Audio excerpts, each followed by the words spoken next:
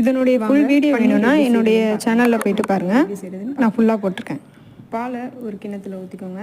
லைட்டாக சிம்மில் வச்சுக்கோங்க.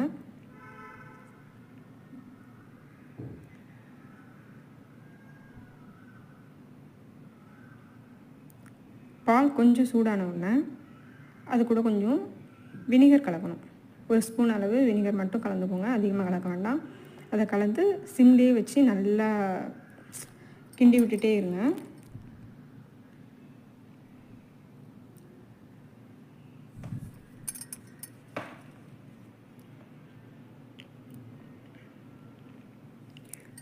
இப்போ பார்த்தீங்கன்னா பால் திரண்டு இருக்குது.